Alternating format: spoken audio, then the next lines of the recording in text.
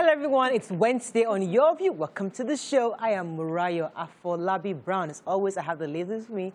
Mariam Longe! Hi. You're opposite me today. Yes. What happened? I like you. Every time I come here, it's always a surprise to Mariam. She's like, hi! Like I see you. Yeah. So I love to surprise you like that. Yeah. I'm good. Yesterday, I was playing with my daughter, and I realized she does not know what 10-10 is.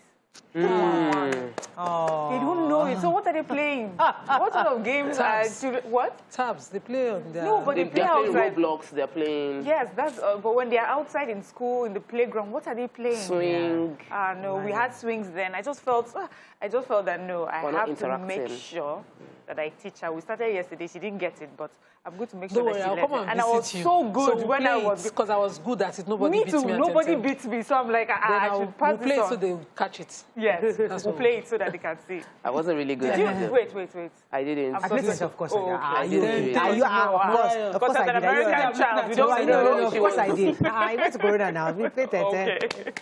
I need to play. I'm good. I didn't really do that either, so... You play 10-10? No, really. Oh, I did. As in, barely did. I'm better than to play some years. Somebody called me this morning, literally, his call woke me up, and he wanted me to help give voice to the challenges that they are facing, coming back at night between Oroshoki and Ogudu, that usually they rob. But when you wind up, like you know that you're wound up, they won't disturb you. But now they break down your window to take your gadget. He said even he used to think that you have to use your phone to expose yourself, but that in this case he's heard it and it happened to him on Monday. He used to be a staff of TVC actually, that he works on the island now, and he said I should please announce to our security. He reported it to the police. The police are right in front within that same area, but they told him he should follow them to the station and then they'll get a vehicle. He said just walk back. You will see them. They are wearing just boxers. These are young boys wearing just boxers, and they are robbing cars to cars, breaking down the side. Please, let's have more security presence in that location between Ogudu, Oroshoki and Ogudu. Please, thank you. How are you doing, Nima? I'm very well. I discovered my children have a new game. Oh, okay. So there's something called, it was like the Squid Game. After prayers yesterday evening, after Maghrib prayers, I saw Gufran said something, and then her brother was facing the wall. And then he's supposed to turn back. If he catches her, the game is over or something. Okay. He's supposed to walk as fast enough to touch him before he turns back. And I was like, this game that you people have started, it looks like the Squid Game. And I know this children, I have not seen that movie. My children there's green lights, red lights. They do all of that. So there are some new games, just because you spoke about it now. I remember. The Squid Games were based on regular children's games in that country. You know, I used to do kids' games. I mean, I used to do children's parties. Like, I mean, that was one of my pastimes. And I was so good at it, extremely good at it. The kids used to love have so much fun. 10-year-old birthdays parties. I'm like the auntie that does all the games. And I used to have so much fun, you know? I wanted to beg the Lagos State, because I don't know why that building is still burning. This morning. I mentioned it yesterday. I would have taken a risk to make a video this morning, still burning. Within the building, you can see fire like this. I wanted to go and make a video this morning, but the boys, they are bigger than me. So I just be going. But please, to the authorities, please, it shouldn't continue burning. I feel that it's either what is burning that is not dying after how many days is not normal. Please, they should look into it. Somebody should investigate it. Let's if not even be a cover-up for a crime. Yes. So I'm so proud that my daughter understands Yoruba so well. Like, I mean, I'm just making sure. Bonus of having mama at home. No. They speak Ikere or they speak Ezekiti. But I mean, the fact that we have people that speak Yoruba in the house, so I mean, we also speak Yoruba in the house. So the fact that you say something and she just understands. She laughs and she smiles, she rests. I'm like, I'm going to so I mean, it just makes me feel good that, okay, so as she understands, very soon she'll start speaking. So I don't feel so bad, You have such an This thing is not easy at all. It's not easy. When you have a mixed parents, maybe one is Yoruba, one is from somewhere else, it's always very difficult. But me and Mariam are the one that can understand right now. Well, let me not call you out. I should cover my face. both of you are from the same place. Both of us, but I need my mom to stay in to improve it, because the period she spent with me, there was serious improvement. But now, okay, I have to run. But don't. I mean, don't take it for granted. Don't say anything in Yoruba when they my kid knows. Understands. Let's go on a break. When we come back, I'm going to go through the front pages of the papers. Stay with us. We'll be right back.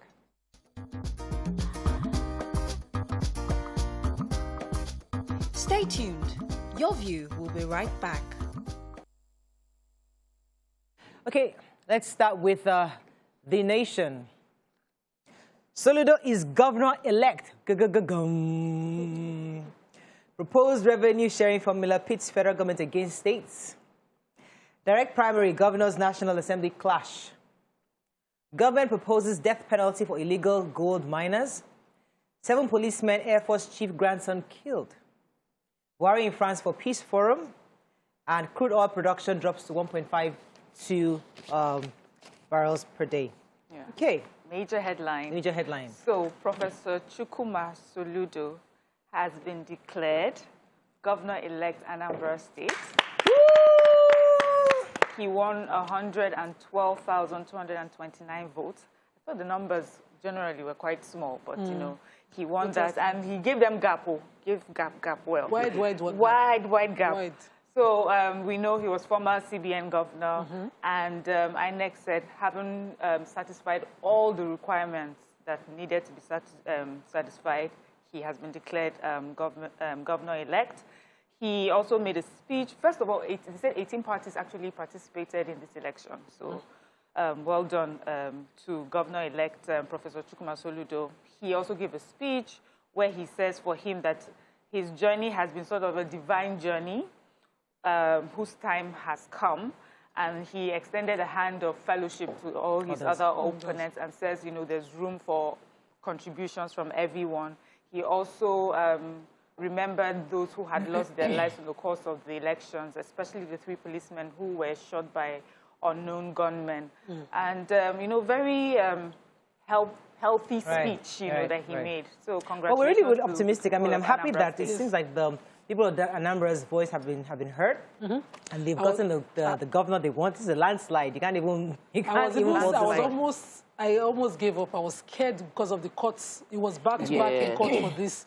I was saying to some of my able friends from Anambra that I don't understand you people. This should be a gift. You should just just give him the governorship seat, because when you have people that have potential to change the narrative of your people, that's the people you should have enough. And let me just quickly add, you know, this also helps to, you know, quell some of these talks where they're saying some people will rig it, some people. It just shows that if you vote your it will show. Okay, let's take it. Let's take the story of mining. So there's the Minister of State for Mines and Steel Development, Dr. Uchechukwu Oga, he spoke while defending the 2022 budget with the Senate Committee, Solid Minerals, Mines, Steel Development, and he proposed that there would be 7.3 billion as the revenue that they would generate from that ministry. Now, members of the committee said that the potential for the mining industry is much more than the figure he's saying, that Nigeria is losing about 100 billion on a yearly basis to illegal mining. And then the minister replied saying that there is requirement from our lawmakers to create a law that would give death penalty to illegal gold miners generally, or anyone mining illegally. So it was a bit of back and forth, but they felt like the ministry isn't doing enough to protect the revenue, the potential revenue, and that if it is a policy thing, it should push for it legally. But I believe that we have a lot of money that we can make from this mining if we maximize it properly. Okay, let's take one more story. Yes, the governors across parties from the APC as well as the PDP are not happy with the direct primary provision in our Electoral Act amendment. They are contesting this and asking that, you know, according to those from the APC, they call it a usurpation of the functions of political parties, saying that the political parties should be left to decide what they want. But I think the way to go is to legislate upon this, and I like that we have a direct primary provision. But they're saying the National Assembly has done their job, and they're saying they will leave that decision to whether to remove it or to leave it to the president when he wants to accent to it. Okay, so our president is organizing the Nigerian International Partnership Forum in France. And what is the objective of this forum? They said it will spotlight Nigeria's immense trade opportunities, investment opportunities also, and reset false and distorted narratives about Nigeria, shedding light on the efforts, the initiatives, and successes achieved in both public and private sectors. So they're pretty much, let's just say, they're cleaning up our image internationally, and they're starting from France. Moving on now to the Punch governors run to Buhari as senators, reps defy parties transmit bill next week. Ogun teacher brutalizes 3-year-old for inability to write. Gunmen assassinate bedridden retired NAF chief before wife in Kaduna. Kwasu lecturer arrested, arranging receipt for female students in bedroom. Can you imagine? Virologist NMA back Lagos 6,000 vaccination admin charge. Bandits gunned down 7 policemen on patrol in Zamfara and burned the van. Anchor borrowers, farmers owe CBN 463 billion naira as default rise. And Fashola completed 4,000 houses, abandoned them, reps allege. Okay, story. I have the human interest. Yes, please. That's of Kwara and the child. So one Mrs. Elizabeth Eberi posted on Facebook about her child being abused by her teacher. I would not want to take the name of the child or the name of the school, but the teacher's name is one Adio. Okay, this name of the school, sorry, I don't want to take that. But she said that her 3-year-old daughter was beaten by her teacher, and that the teacher had sent her a message because she couldn't take her call, that, you know, your child was misbehaving, she's refusing to write, I'll just cane her. So she thought it was normal, just maybe a pat on the back or something. But when the child came home, she noticed cane marks on the legs, like he was. And we're talking of a 3-year-old. A 3-year-old for refusing to write. And that this is a child who would normally write. So maybe just one of those days when a child will not be in the mood. She was so beaten. Finland, they don't start schools like they're 7. 6, 7. And they are doing well. There's children. And 3-year-old. What is the child even doing in school? What's he writing? In fact, what the child doing in school, yes. She be in crèche. But the school refused to accommodate her complaints, and so she had to do a Facebook post, and that then, you know, got them calling her at their attention. And they, I know they may say that, well, we said to the mother that we're going to cane her. You should not be caning any child at 3. 3. Even if the child says, I'm still regretting, that child should be allowed to just sleep at 3 years old. In fact, parents should not give open-ended permission to anybody at all when you have your toddler with them. Yeah. Don't say it's Let's okay move on to other stories. So Kwara State, quickly, this lecturer of the Kwara State University had lured a student. Fortunately, she complained to the Federation of Female Lawyers. He had asked her that, you know, he wanted sex, and the poor girl had reported him, so they told her to play along with him. He invited her to his house, somewhere in Kwara State, and in his room he gave her the school's question paper as well as the school's answer sheet. These are booklets that should be secret document, but he gave it to her in his own house and said to her, finish answering your question. I threatened you not to have sex with her till daybreak. I don't want to use the term Yoruba, but I pictured it in my head. So they were stationed waiting for him to just, you know, to start that. And when she had those question papers, he was arrested. He's been arraigned. He's denying, pleading not guilty, and, you know, what happened? How did she get the question? Did she threaten him? Really horrible. I want to see this to the end, though. Let's pick one more story. Yes, one more story. In Zamfara, another sad story. 7 policemen have been killed on patrol duty on Monday at around 6 p.m. They had all gone out, you know, on a patrol mission in their van, and they were ambushed by these bandits. There was a shootout between them and the bandits. Unfortunately, 7 of the policemen were killed. Their bodies were taken to the hospital. As of the time of this report, there hasn't been any information from the police command. You know, this banditry that we're talking about is, we keep saying we should have a name for them. Yes. But it's banditry in the north, it's unknown gunmen in the east, it's terrorism, it's just so scary that constantly, no matter what name that we give it, security operatives are, you know, falling, you know, to their deaths in fighting. Okay. This is looking at Anambra State that just happened. Really sad. I want to quickly take the story of the CBN. One of the policies that this current administration is very proud of is the Anchor Borrower program, which has paid over 788 billion naira since its inception in November 2015 to about 4 million farmers. The priorities for the Anchor Borrower is to those that are farming rice, maize, corn, wheat, which are like the top 3 consumables within Nigeria, and then other things, other farmers were also beneficiaries. As of March 2021, 463 billion is still being owed. only 128 billion has been paid. Major issue the farmer complain about is that there's no security. Bandits have attacked their farms, herders have attacked their farms, and so the funds that was provided to help them to farm is not able to generate, they can't generate the results. So CBN is saying the best way to say a program worked is if we gave the loan and we got our money back. So if we give the loan and we don't get our money back, it is not successful. And I think also, as much as, yes, those are some reasons, but you see, there's also the irresponsibility on the part of Nigerians with the people. So the government is saying, I've given you Anchor's Borrow program, I'm loaning you this money, do what you're supposed to do and refund. So others can benefit, but no, we're thinking about it's our national cake. Take the money and use it and sell the money. Because what this program actually does is that they contact the users of these raw materials, the maize, the corn, and all that, these major cereal companies, and they stop them from importing those products into Nigeria. Say, use this for local farmers, buy from them, so you can get money. So you get some money from these guys. Why are you not paying back to the government? Exactly. It's really, really irresponsible. Most of them, we cannot just. I'm just saying there are different factors. But it's not because there's flood. Flood is a natural factor. Flood is a natural factor. There's a 360. The major one is insecurity. In the farms, the farmers are made to pay dues and duties to bandits. Yes, it's one of it, but it's not all of it. Some of them are still irresponsible. We must admit that. But I had a good story of one supported by Lagos State yesterday at the Adeyemi Bureau, and she said that they gave them the stoners everything, and she sold our father at such cheap rates. I have to run. Let's go on a quick break. When we come back, we continue with the review. Stay with us. We'll be right back.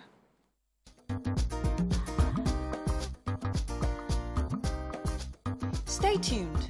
Your View will be right back.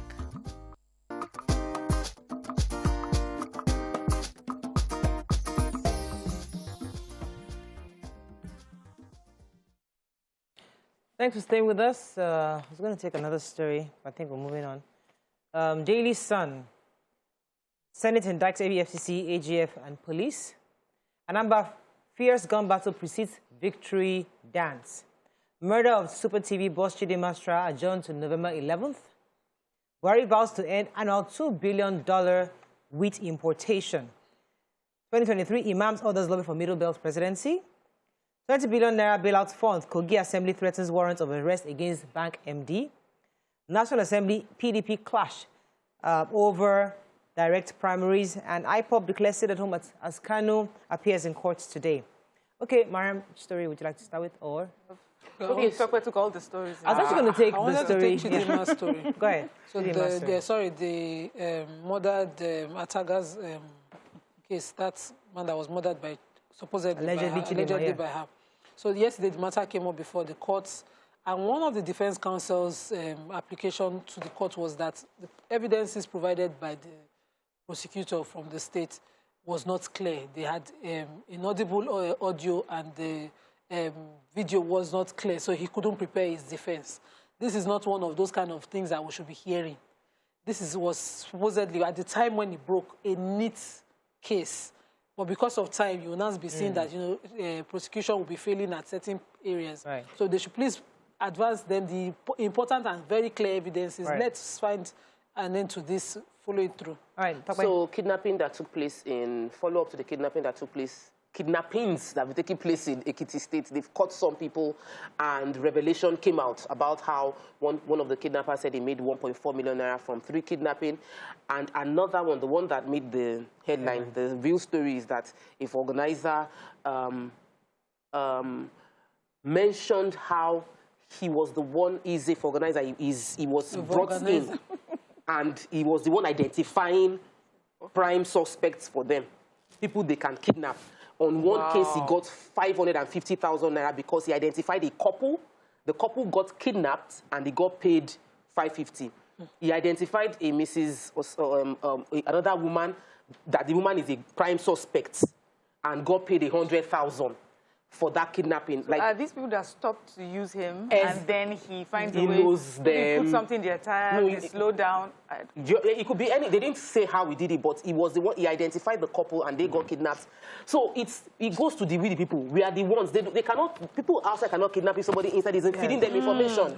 So these things are not from strangers or evil people outside. It is us Nigerians victimizing and being wicked to another fellow Nigerian. Right, the story that caught my attention, the reps were querying the Ministry of Housing and that they completed 4,000 buildings, houses, and abandoned them. And the story was just saying that the Ministry of Works must also try to sell out those buildings. But I then remember that they said that for the federal government to build houses, this government gives them the land. The states are the owners of the land. We've been told that, right? States own land. Federal government doesn't own any land. So if state is giving you land to build and you build, who's supposed to sell the land, sell the houses? Is it the federal government or is it the state? That's where I'm confused, because the reps are saying that the federal government is not the one selling. If you build house, you sell house. It's the federal government. Oh, really? I thought it was the state's housing. Handed it over to the states to build. That's what I thought. It should be. Yeah.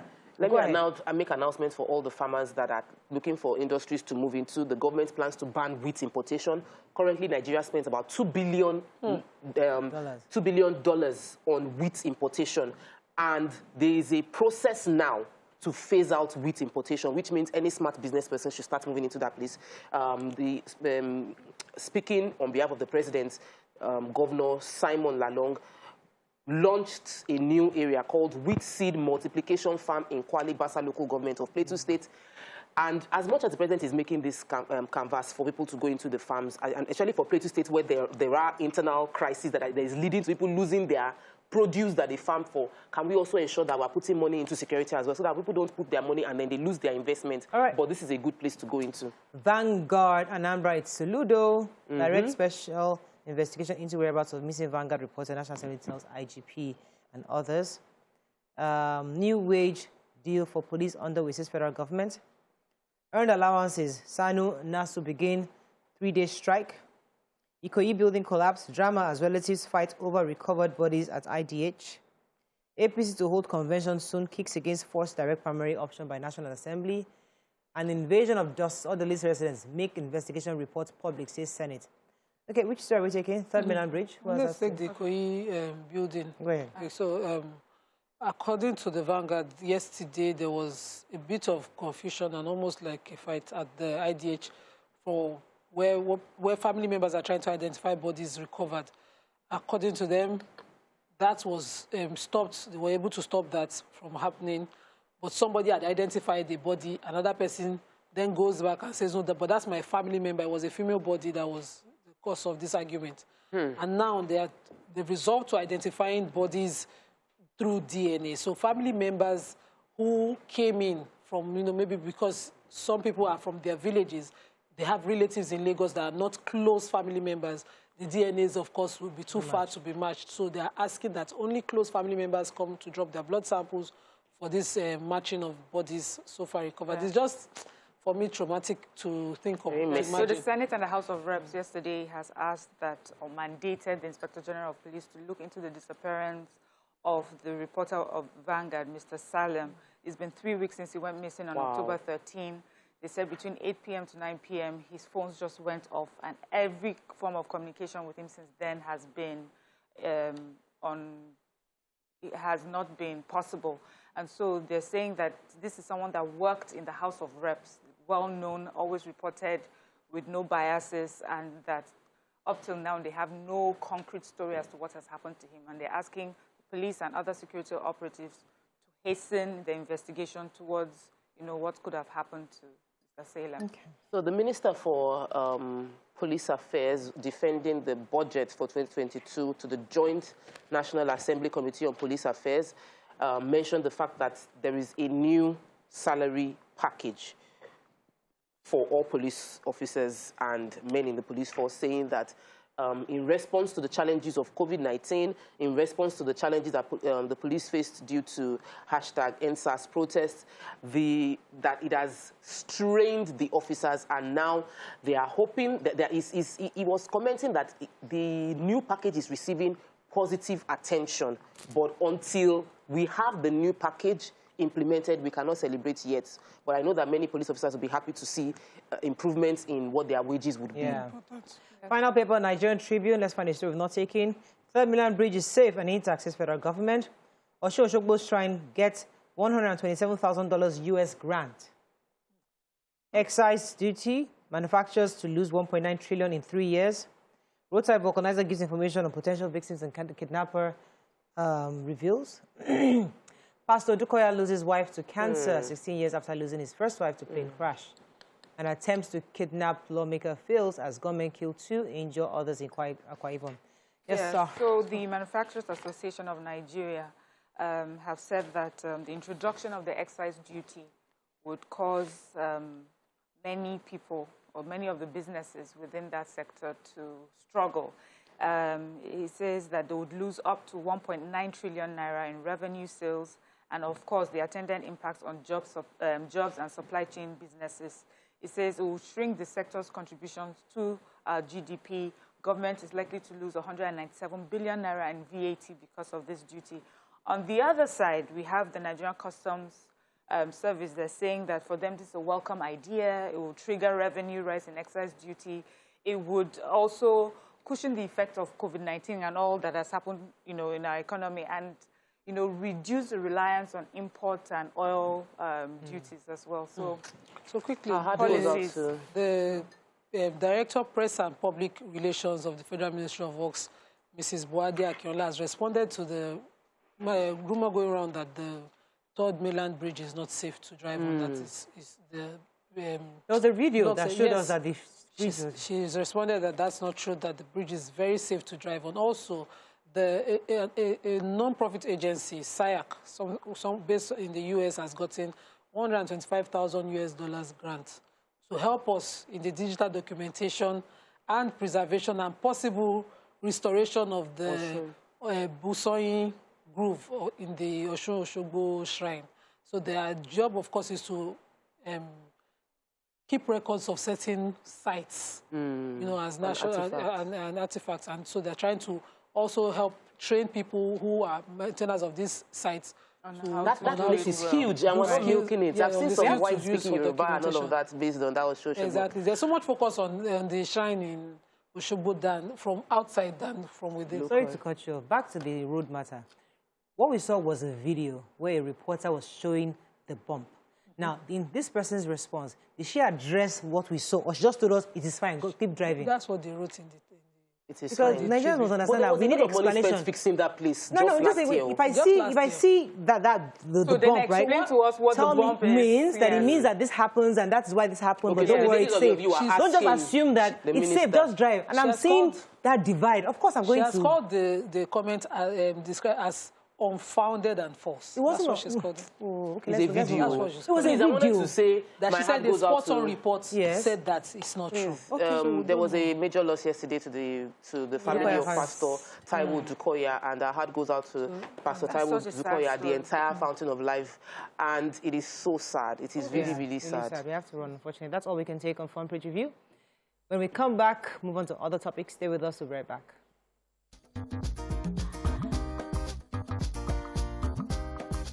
Stay tuned. Your View will be right back.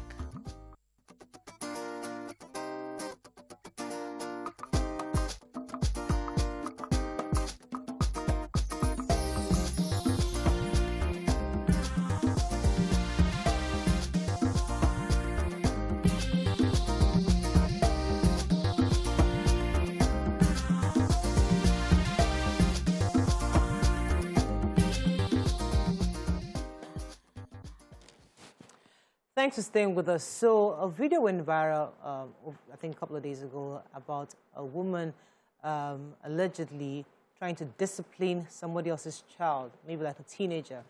And obviously, there was a back and forth. The woman raised her hand, and the girl obviously responded by hitting the woman again.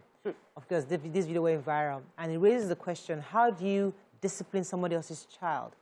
What right do we as parents have to correct another person's child, not just within Nigeria, especially outside Nigeria, when the cultures and way of life is different from ours?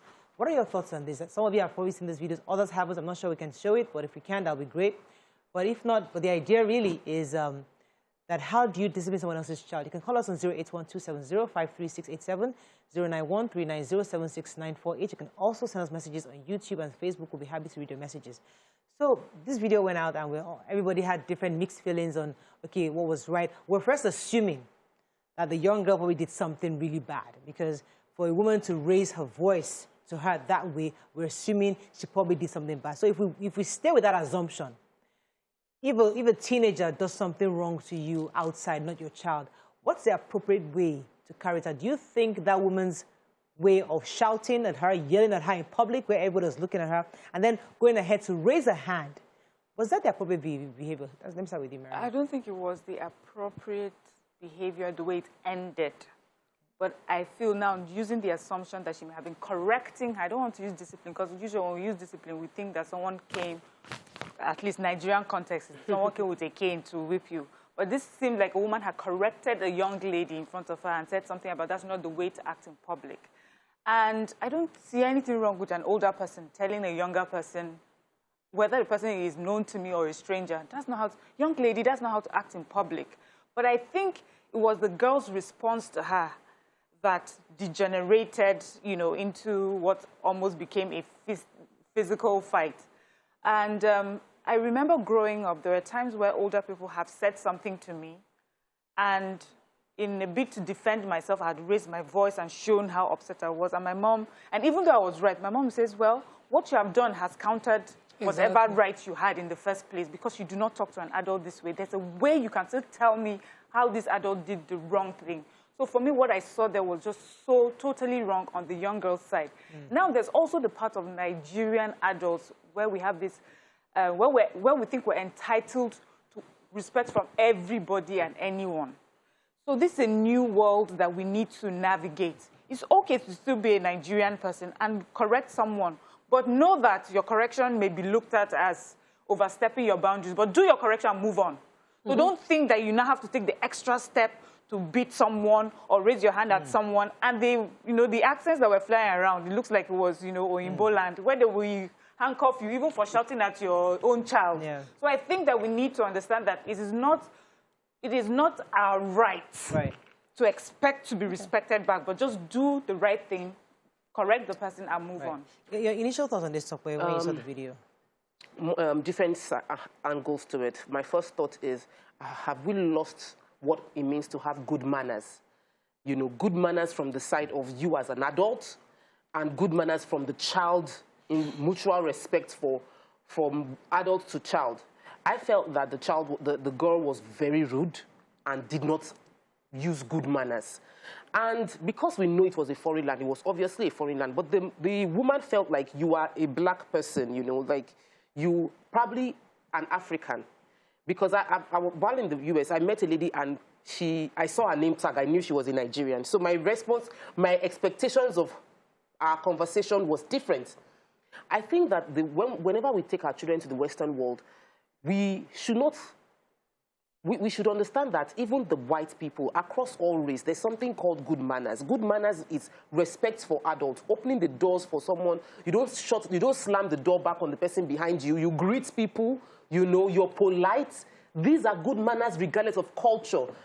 And we must still emphasize that good manners should be respected regardless. Now, the woman shouting is a typical Nigerian woman who feels like their own way of correcting you is to dominate you, and like it's a dominance. Yes, they want to dominate you. We're already trying to address it, and I think that we should use this pattern to also address it, that when you want to correct someone, it's not by you shouting the person down. If the person cowers down to you, does not mean you've achieved any positive change. They are just doing it in front of you. But in your back, she would come back and say all sorts of things. And if you really want to achieve correction, find a way to communicate, especially when you're dealing with teenagers. But I feel there was lack of good manners on both sides. And we need to go back into developed worlds where they say, if you beat a child, you get arrested. The child is a child of the state, it's not your own child. We see the result of that. So parents need to take more ownership of and responsibility over the child they have and raise them well. But I'll take your initial thoughts, Nima, because I know that the world is also appreciating the fact that Africa is like that last frontier where there's some remnants of respectability for adults. There's still that culture of discipline amongst us. So yes, the new world gives that liberty to even a child, but people are coming to see that, okay, I think it would have been better if we can show respect. But Nima, in this situation, didn't that adult also act childish by raising her voice? Do you think... She did. I saw the video and I felt she wasn't emotionally intelligent. I still have several mothers. I call a lot of people mother because of the kind of mentoring that I had growing up from every home and every friend around. And you'd find strangers who are supposedly in your mother's age range wanting to correct you in public comport themselves better. So she had the duty to be an example to that girl, no matter what that girl was doing there. And the language of correction wouldn't have been for her to raise her voice. She had thought to play to the gallery, raise her voice, gather, you know, pity party, and see to portray the girl as the home video way. That's why I say yes. To portray the girl as someone mannerless, let me call a crowd, that kind of thing. So, you know, and that got the reciprocation that you saw. I felt the girl felt, she would have seen as bullying and felt the need to want to talk back. So this is a girl who does not have the shaming that we had growing up. There's this shaming, even when you're being bullied by an adult in the name of correction, we lacked the courage to want to speak up. This girl spoke up. That's how I saw the video. So she had a duty to comport herself the way she wanted to be addressed and still be correcting this girl. This does not show emotional intelligence on the part of an adult. This was not an adult example. So you want to correct a young girl, you could say to her after a while, I know some people will come to me and say, is that your dad, not that imam at the mosque? This skirt you're wearing, is it not too short for you? You know, so and nobody else would have heard of that correction. Now, those days I would just cover myself in shame back home like that. So if you wanted to call a crowd and I was a shameless child, I would scream that, is it your dressing? Is it you that so this crowd thing, I want us to stick on it. We'll still go back to this. This crowd calling is so freaking Nigerian. I'm sorry to use that language. You know, when something happens and both of you just want to have a conversation, so come and see this child, come and see. And then everybody now starts gathering and the last stop, the bike man stops, the boss man stops, the boss stops, and they're coming down, and everybody's like, come and see all that. I'm thinking, what the heck? It's a shaming This happened. I'm just trying to have a conversation with you. Yeah. No! They party war. And I'm like, what the heck is wrong with you? So this is the same issue. So the child offended you, and you think by calling the crowd, by raising your voice, would attract sympathizers to the matter. And say, no. And unfortunately, this is not Nigeria. You know, nobody's going to support you in this kind of regard. There's a proverb that Yorubas say that Agbalagba wofin yomode jenny. It's like it's still wrong. Yeah, that it's wrong, but that if the fact that you're an adult is something you use to cheat a child, because you can see a child and say, I'm an adult, I will take your meat. There's nothing you can do about it. That we use adulthood to cheat our children, and we've carried, this woman obviously carried that same character to the abroad.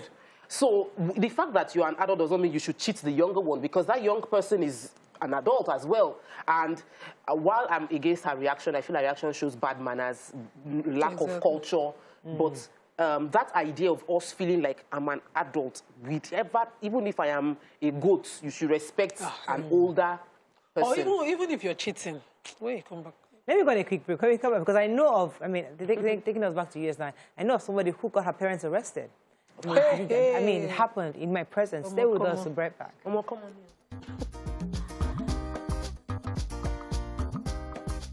Stay tuned. Your View will be right back.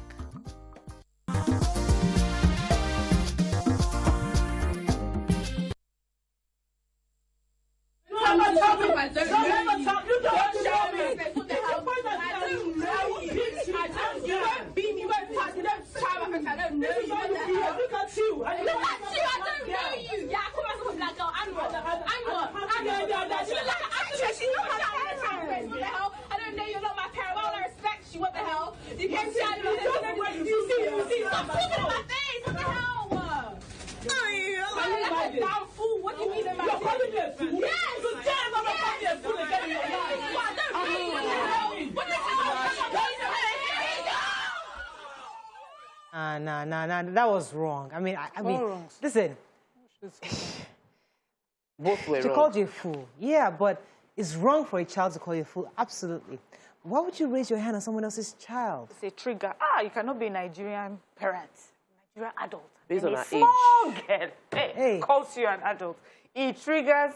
But in Nigeria, you can actually, in fact, in Nigeria, if a child calls you a fool, you can get the whole neighborhood to pounce on that child.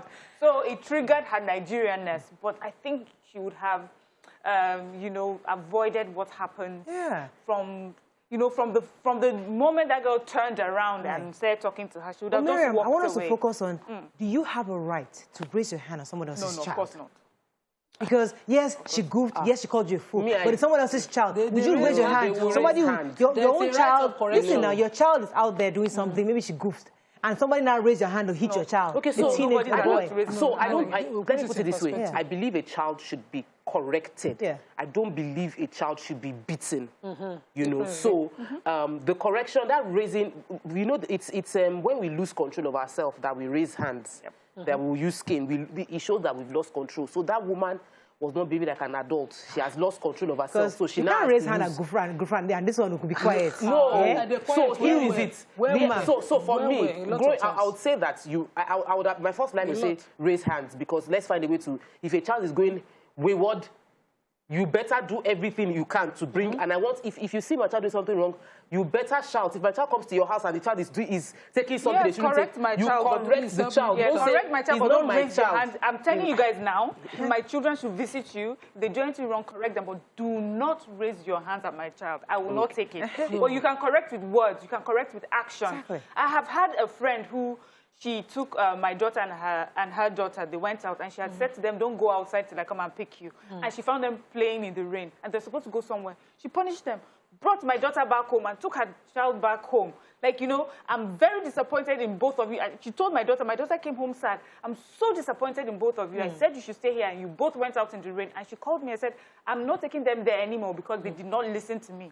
And that thing went a long way. I would not have any woman raise their hands at me, because that's the same way this teacher asked a parent if they could cane her 3-year-old. She said, okay. She also gave permission, and the woman did it what she thought was best, you know, to do. So let me take this call. Come to you. Hassan, are you there? Thanks for calling. Oh, let's go ahead. So there's something I do. If children are visiting my house and they all do something wrong, to make an example to that child, because I did not get an express permission from their parents to correct that child, I beat my own children in front of those children. For something they did not do? You beat your child for something you did not do? They did together. Okay. So I single out my own that you should know better. I would cane my child in front of that child. Then I'll wait for the feedback. I'll tell the parents of that child, because this is what I'll do. This is what happened, both of them did. They probably were playing in my house, broke something expensive, and I caned my child, and I sent your own back home. If your comment is, it's okay, that's how you like it, that child will no longer be allowed to play with mine, because the example might just be from there. When my own child is visiting you and does something outrageously wrong, except you did not beat your child, you have to beat all the parties. If you did not beat all the parties and you beat only your own, what you're doing is... What if it's your own child that did the wrong thing? Exactly. If it's your own child that did the wrong thing. So if my child did the wrong thing... No. If it's her own child that did the wrong thing, that's what I meant. Your house. If my child did the wrong thing, and you're a parent that I already trust your opinion of the way you're raising your own, I would not mind. Because if it is something I would beat my child about, I will not come and fight you over it. That's how I do my own. Let me take... So my children play with a few friends, and they notice now, I will say, no, don't let the children not come. It's because of things like this. Because when I don't beat your child and I beat mine, my child will be wondering what the example is. Okay, let me take this call from Prince. If you're not okay, then maybe they shouldn't play together. Let me take this call from Prince Shola. Are you there? Hello, Prince Shola. Are you there? Hello? I'm still there. Yeah, you're live. Go ahead, please. Connect me with Mariah and the ladies. Yes, you're speaking to Mariah. Go ahead, sir. You're live. Hello, sir. Yes, you're live. Yes, you're live. Go ahead, please. Mariah and the ladies. Yes, I'm listening to what you are discussing there with interest. I'm calling from London. Welcome to the show, sir. I have my family here and I raise my children here. Can I just mention two things quickly, Mariah? You see, let us respect our culture. And we know that, yes, we are Africans. I'll give you two examples here. You see, in the 90s, I think I've mentioned this before on this program, I worked in an hospital in the 90s here, you know. And on the floor of the hospital, we were discussing about issues like this, you know. Thereby, those people, the patients in the hospital, they are elderly people. It was a geriatric ward. They were saying in the 70s, in this England, people come on the TV like this, on the media, and they were start saying all sorts of things. That is why they don't have a culture. They do respect African culture, and they are losing it today. Please don't let us lose our culture. A child cannot abuse an elderly person, and I believe the four of you sitting there this morning, I've talked about this issue before, how you are being corrected and and how your parents treated you or how they did when you are growing up. I'm not talking about bullying. Please, let it be clear. Bullying is different. A child doesn't have that audacity. So be rude. When we were growing up in Nigeria, I grew up, I went to Mayflower. I told you before, when I said, Darushalari beat me with what is called cutlass. You ladies say, listen, it makes me who I am today. Thank you very much. Please don't simply address, because here's the question. Do you need to know someone to respect the person? No. Of course. So, you know that she kept saying again, I don't know you, I don't need to respect you. You're not my mother, you're not my parent, I don't need to respect you. Even the white of white human beings, even the one that is blue eye, green eye, Onyibo, wouldn't talk like that. You know, and we need to raise our children to, you can speak up for yourself. They must learn the level of emotional intelligence to walk away from a place that is giving you crisis. Anything that is rubbing you wrong, walk away. That lady somebody is attacking you. You descend to their level the moment you attack the person back. What she did was, an older woman ignorantly was attacking you. You now decided to attack back. You become like that person. And our language was very, very bad. So if we say the adult, if you find yourself in a relationship with, if you see a mad person and the mad person comes to you, do you now attack the mad person? Wait. Like, this is a child and an adult. You're putting the onus on the child. No, I'm saying if an adult is behaving like a mad person, you become mad when you fight the adult back. This is the age where you show those excesses. It's the maturity of the adult to be able to predict that. Exactly. I agree. She was wrong. Yes. So at the point when you're trying to correct a child, an adolescent particularly in secondary school, and the child is not accommodating your approach, you keep quiet and walk away. If you are lucky to know the parents of the child, you can then sit them and try to get... The people that raised us in the communities that we lived in, that were not parents. Let me give you one story. They did more than this. They took it further. I remember the woman who saw me with the friends I kept. I kept too many male friends growing up. And she wasn't comfortable about it. She told my mom about it. She didn't confront me because she thought if you had done that, maybe she would have... I came home, my mom said, I later met her as an adult.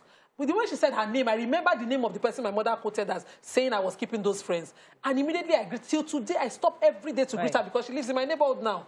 So sometimes let the people take it further. She should have walked away from that child. We agree. If she could have. But don't put the onus of responsibility of example on the child. Yes, I agree with you. You know, in my house, I mean, my husband, his modus operandi is the typical Ekiti man, you know, and he raises his voice sometimes. So my kids did something in the car and with their friend, his friend's daughter, and he raised his voice, and my kids are used to daddy is shouting. And the little girl was so traumatized, like, what in the world? She got home and told her dad, this person's daddy went crazy. Like, my kids were normal. When I want to quarrel, but she was traumatized. She couldn't stop talking the fact that he shouted. Because in her own house, her father doesn't shout. He talks to her on that level of, you did wrong.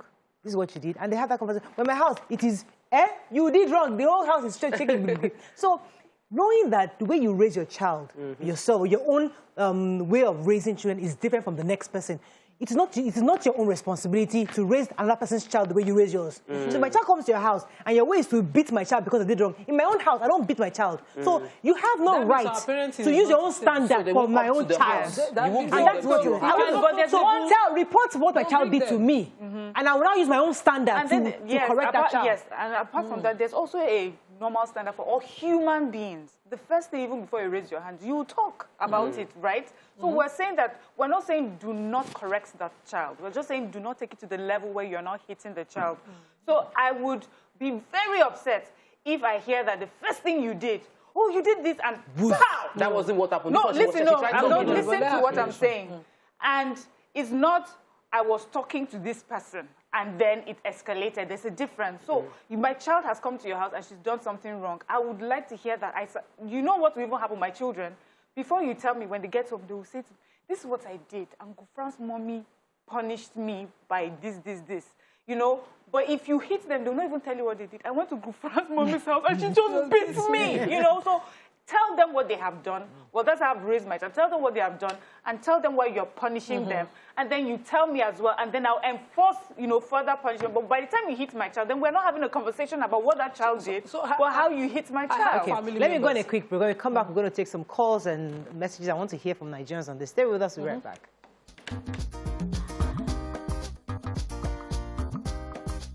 Stay tuned. Your View will be right back.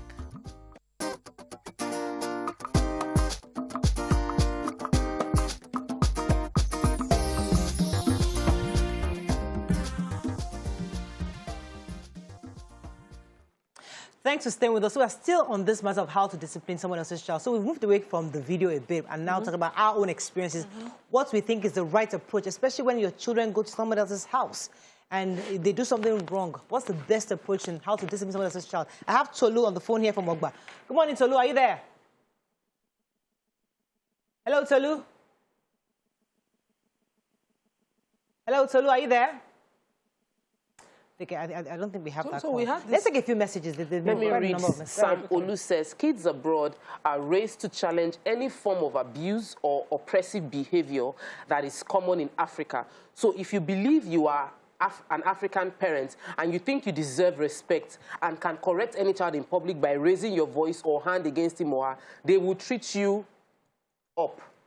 Black says, Yoruba will say, this one don't tear eye. That's talking about the girl. Carly David says, you can't go around threatening teenagers that you will beat them and expect respect back. And even in Nigeria, it's the same. Hi A says, don't worry, the police will humble her. The thing is, I like about it is that the state is against women, so even the parents cannot stop the prosecution. So, talking about where they are, the country they are in. But this is what... Let me pause you. Let me take Tolu. Tolu's back. Tolu, are you still there? Hello, Tolu, are you there? Go ahead, Nima. So the Yorubas will say,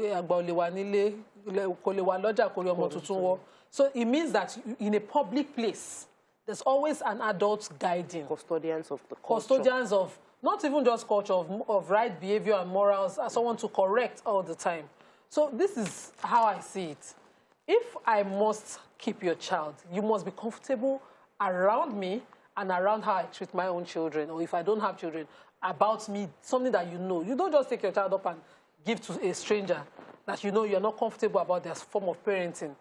My nephew was visiting during this last holiday, and the first time they did something wrong, I let it go. This is something I would usually have my children face the wall for. The second time, and then something terrible. I think the third time or so, they just left their dishes everywhere. They were watching TV. And when I came, my daughter was like, we all ate together. It was him. I said, in my own house. So I got my cane. I caned my children. And then I left my nephew. I noticed that they were all looking at him like, so you have special heads. It's not comfortable. I had to do something right. So the next time I told him, I said, everybody involved, including yourself. And I said to him, including yourself, we get a bit. I don't want to know who did what. You know? So from there, I said to, find other alternatives. But you must have a child within your control, your guardianship. You must correct the child. Let me take this call from Blessing. Blessing, are you there? Oh, we lost that call. Blessing. I remember, I grew up with my auntie, Mr. Adeshoko, and she used to spank all of us together. I think she's the only person that probably just, but she was always careful with me, because it's someone else's child. You don't know how to discipline the person. But for me, I was like the only girl in the mix. And there are times where I goof. She will spank me, and then when my mom comes back, she tells my mom exactly what she did. It was normal then, but in today's times, is it still acceptable? Because I've shared this story several times where I traveled to Ajashe, I came back with hair to my bum as an 8-year-old child. I came back to my mom, telling my mom, I still my hair. My mom was looking at me, this small girl, because it was my stepmother that area that we did that hair. And she was looking at me, because since I when my dad, so she assumed maybe daddy approved it. So she was just reluctant, 8-year-old with long hair. I went to my auntie's house the next day. She just saw the hair. She didn't even ask me any questions. Just carried scissors and snipped it out, cleaned the lipstick on my lips, and looked at me. So I felt like I was wrong with this auntie. But my mother was even happy, yes, thank God someone else did it for her. Yes. So that was then. But if that happens today, Gufran comes to your house with long hair, and you think, and you just put a pair of scissors and cut it off. Would you do that today? I will say thank you. I will not. I would not put a pair of scissors. She's coming from your house, I mean, she's coming from your house, but let's just say, okay, let's use an example. Let's say I'm Gufran's guardian.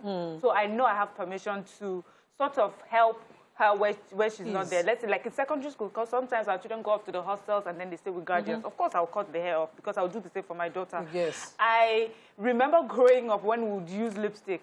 My mom would say, you know that pumice stone? She would make me use it to wash my lips so that I would never try it again. So I understand that. And for me, that sort of correction works, where the child understands what they have done and the punishment that they're getting. And remember the punishment in such a way that will deter them. But you see that beating. I have been beaten by people that were not my parents for a reason that they thought was right. But and when I talked to my mom about it, I would expect her to, stand up, sort of protect me, like, oh, you shouldn't have done that. And it's like, well, you sort of deserved it. I still remember that, and I remember it with a bit of anger. Like, no, I didn't deserve it. You were not there. You don't know how it happened. But this person felt that the way they felt at that time, that was what I deserved. You may not have handled it that way. And so that's for me. Because I know where I'm coming from, I'm trying to stop it for my children. I don't want people beating my children based on their own interpretation of what a child has done. I know some people who would see a child with the long hair and immediately call her names. Heavy names that you've never called your child. Yeah, that's how it starts. You look at you, look at how you're dressed. But you may see it and know that this is a child just making a mistake. No, you're not old enough for this yet. But that person now uses those words. And so I have to be careful with the way Let me take this call and come to talk with raising their children. Momo, are you there? Hello, Momo. I think our phone lines are having issues this morning. Momo, are you there? Let's take some more messages from YouTube. I think that for it is almost impossible for one individual to, for a parent to raise a child. Hang in there. I think he's back. Hello, Momo, are you there? I can hear you, voice. I can hear. Go ahead, please. You're live. I can hear you. But it's still very, very it's not too good that you keep people online for so long when you are discussing. Yes, I'm here. You see, when we're growing up, thank God that my sister here from Auchi and from Electoral as well, when we're growing up, when you do as a child, everybody is meant to correct you. Forget what the kind of system we are living in. And that is why the whole world is corrupt. That is why you see a lot of things happening, because some of the children feel that nobody can correct me. When we are growing up, if you do anything, you dare not do some certain things because everybody has that to correct you as a child. Because you feel that, okay, my child, I can't beat my child in the house, and if he or she does something wrong, and she will feel that comfort outside to repeat the same thing outside. So the way we are being treated, the way we are being brought up, is the same way people who are being brought up these days. We are the children of 60s, 70s. And now you have the children of 90s and all this race, and you find out that the child is just... So, okay, when they grow up, the line is getting blurred. It's getting muffled. I couldn't hear you very well. But I think I got the better gist of what you said. Let's talk about wrap up because I have to move on. So I'll say that we've lost communal living. Everybody is now more... me, myself, and I. Me, myself, and I. And while we might question how well the community supported individuals, it helped to have someone else look out for your child. It helped to know that if anything happens and I'm not available, there's someone that would have my back. I believe that as human beings, as adults, we must learn to control our emotions. We must learn not to resort to physical battery to deal with emotional issues that we can resolve verbally. That applies to both the child as well as the adult. I also feel like adults should behave like adults. Children are children and they might regret their action, but adults are expected to be wise enough to know better per time. Whether you are in Nigeria or you are in America, you are allowed to, I believe in correction, but I believe that it should be done with love and it should be done in a cordial way so that the message is passed along, not get distracted with the noise. We have to run. That's all we can take on this segment, but my own is that when you're in the abroad, though, this is your Nigerianness. Tone it down. If not, you find yourself in the police station. Because I have seen it. It has happened to my aunt before. Her daughter got her arrested, and she stepped in jail for at least 2 nights before everybody gathered around and bail her out. So it is real. Just take it easy. Your Nigerianness. When you reach Muritala, turn it down a bit. Just stop assaulting your children in the name of discipline. That's my own. Right. All right, let's go on a break. When we come back, we'll bring in a woman we love. Stay with us. We'll be right back.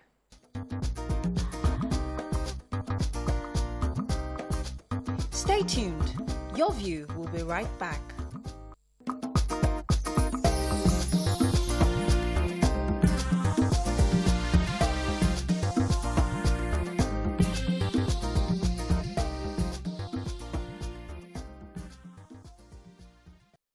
Thanks for staying with us. So many of you know on Wednesdays we like to celebrate women that we love. So our guest today is a certified environmental consultant, and she has garnered experience in various fields of chemical engineering and management. Today, she is the MD CEO of BAMSAT Nigeria Limited, as well as the managing partner of BAMSAT Engineering Services Limited. Both companies are involved in environmental consultancy, fire safety, and civil mechanical engineering services, respectively.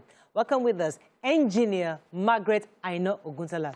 Welcome to the show. Also known as the Erelu of NSC. What's NSC? It's the Nigerian Society of Engineers. Oh, Nigerian Society of Engineers. Yes. Oh, fantastic. Good to have you on the show. It's actually very nice to be here. I mean, like I said earlier, to see you girls live, you know, outside the outside. Yeah. And we hear you're a grandmother. I am. Oh, a proud one, Oh, too. fantastic.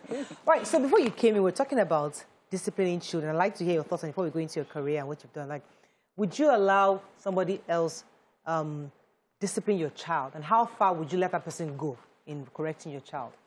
Oh, well, actually, the job of bringing up children in the past used to be the job of everybody around. Yeah. And that's why at the time we had children living with their parents and family, you know, extended family at that. But these days, it's a bit different. But for me, I still believe that disciplining children is where we start from. You have to start to tell the child what to do from the cradle. And I wouldn't mind my friend disciplining my child. I think whatever you can do for your child, you should be able to do with mine. Right. I would trust my friend normally. I know the kind of people that are my friends. Right. So they are normally people that I trust. And I expect them to also trust me with their children. If you can't trust me with your child, then there's no point having your child run with mine. Okay, so, interesting. Yes. Now, going to a career as an engineer, I mean, and I know that being in this Nigerian Society of Engineers is not an easy thing, especially as a woman. You know, I'd like you to give us in a small recap of your career, the ups and downs, the highlights, those things that you had to succumb to get to where you are today. Thank you. Engineering is a career that I went into because of the fact that I felt more comfortable with calculations. Okay. You know, my father wanted me to become a medical doctor, but I just couldn't stand biology and all those. So yes, and all that. So and the chloroform and all that. But with engineering, with mathematics, additional mathematics, I was more comfortable, and so that's how I came into engineering, and I chose chemical engineering. I was actually admitted for civil engineering, but I also didn't like drawing. So I chose chemical engineering, and that's why I'm a chemical engineer. And I practiced for 35 years now. Wow. So I graduated in 1986. I went to the University of Benin. So, and I've had a life of movement. So I also understand that as an engineer, I see things, you know, I saw things growing up that intrigued me, that made me want to also participate and how do I put it, contribute to those things. When I remember the first time I saw a bridge, I was so amazed. I was like, no. So who are the people that build bridges? And I was told civil engineers, I want to be a civil engineer. You know, that kind of thing. But then I couldn't go with drawing. So, and then again, I had a cousin who worked with the oil and gas. So, and I liked what he was doing, you know, going to the rig and stuff. So I chose, that's why I now said, okay, since I didn't like drawing, I should go for But the journey always been smooth. Did they just allow you to come in as a woman? Yeah, was it very smooth? Yes, it wasn't difficult at all. Oh, wow. It wasn't difficult at all. I got admitted and I was treated the same way as the boys. Oh, wow. But the boys were actually kind of compassionate with us. Where, you know, when we had practicals, like in welding and stuff, they would normally say, okay, Meg, you know, let me do this for you, you know. So instead of kind of rebuffing us, they pampered us. Yes. So, you know, in university, I used to think that engineering students were the coolest. The guys were cool, but the girls especially were so cool. I'm like, look at them just doing, you know, real stuff, you know.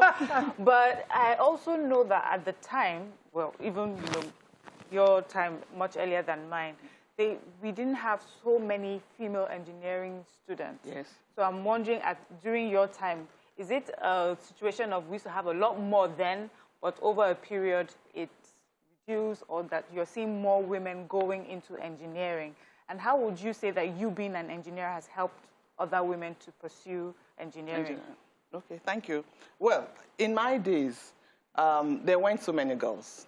In my class of 44, and we had the highest in my year, in my set, we were 10. And that was a lot. In the whole of the faculty at the time, we were like 12 or 13. And so that was very little. But last year, I was on an accreditation visit to a university as a member of the Council for the Regulation of Engineering in Nigeria. And I saw girls. I was impressed. More girls. Wow. In fact, there was a particular class that had more girls than boys. Oh, wow. And the girls are doing so well. Wow. So I think my going into engineering has helped other girls to study engineering because I've been able, over time, but through the grace of God, to act as a role model for many of them. Yes. And I also do try to mentor them. I try to talk to them, tell them that engineering is for girls too. And then when they see you, like today now, I'm sure a lot of young girls will say, okay, I want to become an engineer, you know, that kind of thing. So, when you were explaining your journey, how you started, you mentioned how you were exposed to different industries and how you saw the possibilities and you were interested in pursuing different career paths before you settled on what you had the skill to. The conversation, you just had it like it was a casual thing.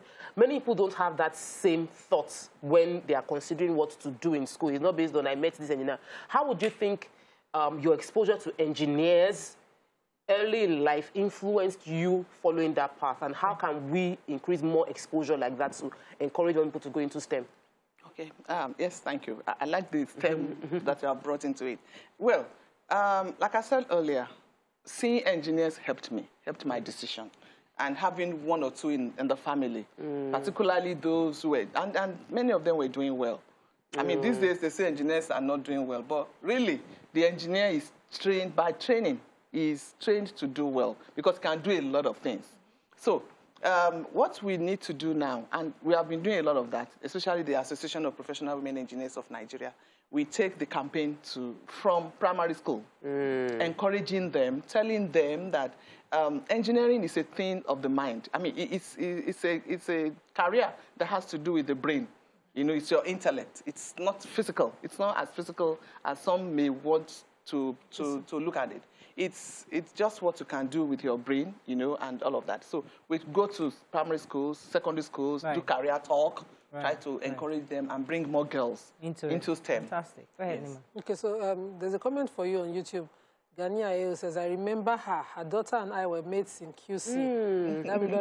Well done, ma. And she says that you were in the forefront of their PTA. So that brings me to, you know, the job that you as a member of the NSE or the NSE as a group can do. For instance, we had the COE collapse. Is it possible that, you know, as a group, a group of engineers could have done something to avert? Or is there a punishment that you can give to your members who were involved in the decision-making of how the structure was drawn, how it was executed? Is there that role that you can play in limiting things like that from happening? Yes, of course. We have, apart from the Nigerian Society of Engineers, which is just an association of a body of all the engineers in Nigeria, we do have a regulatory body, which is the Council for the Regulation of Engineering in Nigeria, COREN. And incidentally, I'm a member of the council, representing the Southwest Geopolitical Zone. The Nigerian Society of Engineers has means of disciplining members who err in areas like this, particularly for this enormous or great calamity. But even from the littlest, the smallest thing, we have our ethics and codes of practice. And once you err in any way, there are ways of punishing people. Some members stand to be suspended from the Nigerian Society of Engineers, and then COREN has, by its powers, has the power to actually prosecute members who err. Recently, we have a tribunal, you know, in COREN, and recently 2 engineers were tried, you know, for professional misconduct, and their licenses were suspended, each one for 6 months. So what we do with this kind of thing, we have engineering regulation and monitoring. of projects. We have people who go to projects to monitor. Right. And if it is discovered that our members are involved in any of such deals or any of such practices or failed projects, we have a way of dealing with them. All right. We set up investigation, and if a panel, and if we find it necessary, we take them to the tribunal.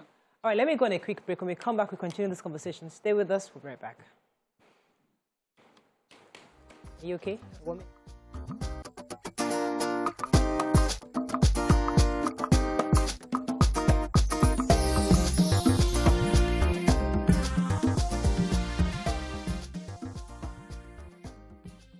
Thanks for staying with us. So it's still Wednesday and we're discussing with the women we love. So we still have engineer Margaret Oguntala with us. So let me ask you about marriage and career, because this always kind of, it's like a spanner that just throws in the wheel. You know, a young girl is an engineer, doing all this great stuff, you know, trying to be this person, and suddenly marriage shows up and you're like, okay, I have to slow down. Children are coming. This is happening. How did that happen in your own regard? How did you marry marriage into your career and what you're doing? I like the way you put that, marrying marriage into my career. Well, fortunately, I will start by saying that I've been fortunate. I met my husband before I left school. I was doing my industrial attachments in Warri at the time. So he's an engineer. He's a chemical engineer as well. So there's been this understanding from the beginning. Okay. He knew that he was marrying an engineer, which is different from, and he knows what it takes to be an engineer. Right. So he knew what he was going into. Right. So that made it kind of, I had a soft landing. But then, as a woman, you know, and an African woman, there are a few things that you must learn to do. I mean, in marriage, you must learn to take care of the home first. And so growing up, you know, I was able to, in the beginning, it was not too difficult. But at some point, I almost kind of left my career by one side and concentrated more on the home. It was like taking some time off. Yes. Until my children were a bit older. And that's why I was able to participate in PTA, you know, all the PTA. In one of them, I was chairman. So, and then I later found that there were things that I could do within my career, within my profession, that would not take so much of my time. So that's why I also didn't work for government or any enterprise for too long. So I started my own small company. I started by selling industrial chemicals, which is all part of chemical engineering anyway. So I started by selling industrial chemicals, then doing feasibility studies, you know, and then environmental consultancy. And then all those things I could still do. My time was flexible. So I've been lucky. But how did you switch? Because when some of us enter that space of, okay, let me just put career aside, let me focus on my children, we find it difficult to go back because we feel like we've lost touch with the system. How did you go back? That's because I didn't really leave completely. Okay. Like I said, I started my own company, Ramstar Nigeria Limited. So I started doing, I was still doing things that were relevant to chemical engineering. So I didn't leave entirely. Right. But so if you do have to leave, it's at some point you ease yourself back into the profession. I think that's the way. Like you said, you were a bit on the lucky side, and we're happy for you. I want to ask you about the role of society, the NSC, because Nigeria, there are many society for this one, society for that one, community of this one, associations that seem to just be a forum for making money for members of the ESCOs in the association and not really adding value to that industry. How would you say that NSC has benefited you professionally, and what would be the advantage for women watching that probably want to be more influential in engineering? Would they get any benefit from being a member of NSC? Well, the Nigerian Society of Engineers has, as one of its objectives, the welfare of its members. So it's, for me, in fact, I would say that I'm a better person for being a member of the Nigerian Society of Engineers. I've had a lot of opportunities. I've been exposed to various opportunities just by being a member of the NSC. But then it's not just enough. It's not enough to just be a member. You must participate. You must be ready to volunteer your time. And I've done a lot of that over the years. But I've also had a lot of goodwill come my way by virtue of being a member of NSC. So I mean, by serving the NSC, you get to meet people. You get to network with people. and then you get things. Things will come your way. Right. And you don't necessarily have to look for the money. The money will come, you know, through networking and goodwill. The money will eventually come. And as for the ESCOs making money, really, I don't think it is that easy. People have that perception. Even now, when you're going for elective position in NSC, some people have asked me before. Somebody has told me before that I should pay for his accommodation. And I asked him why. Is there consistency allowance in NSC? The Nigerian factor. Yes, now he told me that, no, you're going to be closer to Aso Rock. You're going. I said, why? I was chairman of Ikeja branch for 2 years. I had, in fact, 3 years. I had access to Alausa and the governor, but I never got any I never made any money from that. But I also was exposed to, you know, opportunities. Talking about elections and being a woman, I see that you have been a 3-term vice president of the Nigerian Society for Engineers. And I'm wondering sometimes when it comes to women, do they just give us that vice president, assistant, secretary, treasurer? What's happening? Why can't we be president? You know, what's happening? Is that the case with you? Is it a gender thing, or is it that we're not putting in as much work as our male counterparts? Okay. Well, they don't really give us any particular role. What we do is, well, we participate as much as the men and earn the roles. I started from the Ikeja branch of Nigerian Society of Engineers, and I grew through the ranks, from treasurer to ex-official, then eventually to chairman. And I made a very good impact to the glory of God. And by the time I was ready to go to the national, it was easier for me. So, but then, because we are women, and we have a less number than the men, it's not as easy for us as the men. But then, those for women who have made their marks, it's not too difficult. However, up till now, like you said, I mean, and I don't think it's a gender thing. I think it's just something that we women need to work more. It's just about, is it about confidence? Women having confidence in us to run for... I don't think so. We've had women run for the highest office before. The first, I mean, as early as 2001, we had a woman who contested for the post of deputy president. And the deputy president automatically becomes president after 2 years. So we've had women run before. I contested in 2017 for that position. But the thing is that, you see, because, like I said, we don't have as many women as we have men. The number. And politics, they say, it's a game of numbers. So I think that is the basic thing. But as for the confidence, the female engineers have all that it requires. You know, when you mentioned the word, this is a different gist. I'm sorry, I have to add this, because I forgot to gist you ladies about it, this gender thing. I went, and I'm going to mention the place I went to, Yoruba Tennis Club. I was there on Friday or something. There was somebody was speaking. I think someone was speaking there. Anyway, so when it was time for Q&A, the MC, he said, okay, let's take questions. I'm going to take 3 questions from here and 3 questions from here. He said, okay, you're number 1, 2, 3, 4. And me, I raised my finger. You know, said, hey, and the gender over there, we'll pick that one, the gender. Excuse me? Wow. That's what they call the gender. Box. I'm saying. And I kept saying, okay, after the first, second, and third of the 5th person thing, hey, so where's the gender that wanted? Wow. And I stood up and I'm thinking, gender. I kept saying, it may not be gender. And I stood up and I walked there, say, hey, so the gender is coming, the gender. I'm thinking, hey, I just said, you know what?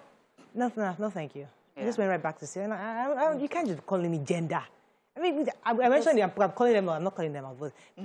My father was a member of Yoruba Tennis Club, so I shouldn't be calling them out. But I was just really shocked to be categorized as gender. Sometimes calling out is just correction. It's not they were trying to say that, okay, let the gender... opportunity. Let's one female. Let's have one female. Just one female. You're not just call me gender. Like, anyway. And that's 1/6 anyway. Yes, 1/6. That's not equal, which is not equal. Anyway, let me come to Nima. We have another comment. Your people, engineers are here. I've seen Adejoke Okpetairo. I know she's an engineer. She's a fan of the show. Okay. Don Anthony says, if our engineers are doing well, why then are our governments always looking further for expatriates here and there? That's good question. Although Joke answered him as an engineer. Please, let me answer that question. Yes. Well, actually, the engineers are doing well. We know that. Engineers compete very favorably with their counterparts all over the world. There are lots of feats, that are being done by engineers all over, from within here and outside. And the reason why government does not patronize us has nothing to do with whether we are good enough or not. We are competent. But I think it's a political thing. I would say it's more political than anything else. It's because of the fact that, you know, in the past, and then the mindset of people. You know how people will feel this mug, you know, if it's imported, it's better. You know? With the people. Exactly. So it's the mindset of the people, too. You know, you would rather buy an imported thing than a local thing. So it's the same thing. I don't completely agree with you. That's the mentality. It's the mentality that made it's not mental. It's beyond mentality. Anyway, it's reality. Finish. Engineer Oguntala, let me ask you this question. It's not. Let me ask you this question. Yes. Third Mainland Bridge. Somebody did a video that the bridge was opening up. It was overlapping. And we saw the video with our own eyes. Just for them to come and respond from the Ministry of Works that, no, it's safe, keep driving, you're okay. And we're like, sorry, explain to us why it is okay. I mean, give us something more detailed than it's okay, it's safe for you to drive. Video, give us something to say, this is what happens as an engineer. So as an engineer, tell me, is Third Mainland Bridge safe? Do you know about the overlapping? And do you think it's safe for us to drive on? There are points, there are joints there now. Yes. So what the video, you know what this social media does now? Somebody will just go there and put the video very close to the overlapping or the joint and tell you that it's not safe, it's opening. But we have joints. Wait, go ahead. No, that's another. Yes, it overlaps. Yeah. So the thing is that if the Ministry of Works says it is safe, the Ministry of Works has engineers there. We have structural engineers who work with the Ministry of Works, and we trust them. The Ministry of Works is headed by a very sound engineer. Engineer, the SA Works, the engineer Aramide Adeyoye, is very sound, experienced and everything. And if she comes and tells you that it is safe, then you should believe her. Okay. You don't need to So let me take you back to the question that came from social media and why and I've posed this question on the show as well, that we have so many local problems that we are seeking international solutions to those problems. And we have loads of engineers. We still have power issues not resolved. We have loads of civil engineers and we don't have good roads in the country. Is it that it is impossible for us to do good roads that will last 10 years, 15 years? Because it's seeming that they do road now, in the next few months is bad. The Lagos-Ibadan Expressway, the side that they have done is already going bad. Yeah. So what do you think is the gap? What is the issue that we are not, is it that we're not using our hands or what exactly we don't have is the good problem? Materials. Again, I'll tell you that it's more political. This is the reason. The reason is this. And then, of course, there's also an issue. You see, the Julius Berger of this world, they all started small too, but they have the support of their government. The CCC or one of those, CCECC, they have the support of their government. The Nigerian engineer needs the support of its government. We have engineers coming together. Engineers in Nigeria can also come together and become as big, collaborate and become as big as Julius Berger. But do we have the enabling environment? Do we have the encouragement? Do we have, you know, in China they have the industry. You can take a loan, right? You know, from the industry, construction loan, sort of, and then you pay back, you know, at a very good interest and all of that, so you can do jobs here. You get a job, and then you get paid halfway, or whatever. The budget, they tell you that the budgetary allocation for that job is not even enough to do the job. Wow. So what happens? Yeah. So that's why we have a lot of investments. We have a lot of projects that are unfinished.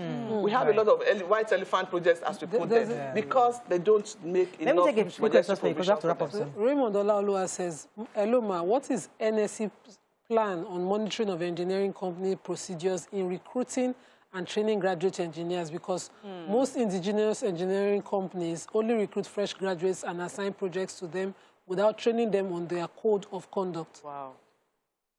Well, the Nigerian Society of Engineers does a lot in that regard. What that person needs to do is to, because a lot of people, you won't know people unless they belong to your group. So I think, for instance, in the Nigerian Society of Engineers, the Ikeja branch, where I belong, we have programs for young engineers. So interns, you know, for development programs to develop them. Do you regulate company members? Members, yes. That, you know, that on their methods of recruiting and their training for fresh methods graduates. of recruiting and training is internal. Is internal. Those are internal. Really, the only thing we can do is to help our members develop and by organizing courses and making them employable and helping them develop even where they are employed. But within the companies, NSC... Let me quickly throw in this last question. Still within the engineering space, we know that many of our companies in Nigeria that are foreign-owned must have local partnership. Yes. And there are lots of complaints that a lot of companies that get contracts within Nigeria employ their staff, their key staff come from their own country. What is NSC doing to improve more local engineers being employed by foreign companies within Nigeria? Actually, you know about the Executive Order 5, which actually also empowers the Nigerian engineer, about especially dealing with the Nigerian content. There is a certain percentage of Nigerians that must be in the employ of every foreign company. And then even the level. And Korean is doing a lot in that regard to ensure that they don't just take engineers at the lower level and then put their own people as... At the top. Because whoever is at the top is the one who really determines the success and of the project. We have to wrap up. Any final words? Because, you know, one of the reasons we brought you here is because we admire your career, what you're doing. We're happy that a woman engineer is up there, and lots of young people are trying to aspire to be like you. So, final words for young people watching you today. Well, I would say that wherever you find yourself, try to excel, you know, in whatever you do, because it is what you do that will determine what responsibilities will be given to you. And it's only when you have the opportunity for bigger opportunities that you can showcase yourself. Right. And that means you must continually develop yourself, skill up, continue to reskill, you know, continue to develop yourself, and to the point where you can occupy any space, particularly the leadership space, because it's not meant for any particular person. We all should aspire, and from the day you start, you should aspire for that highest position. Fantastic. We wish you all the best in all your endeavors. Thank you very much for coming on the show. Thank you, Mariah. That's all we can take until we're speaking with engineer Margaret Aino Guntala, who is probably known as Erelu of NSC. Erelu, guys. Have a lovely day. We'll see you tomorrow. Bye for now.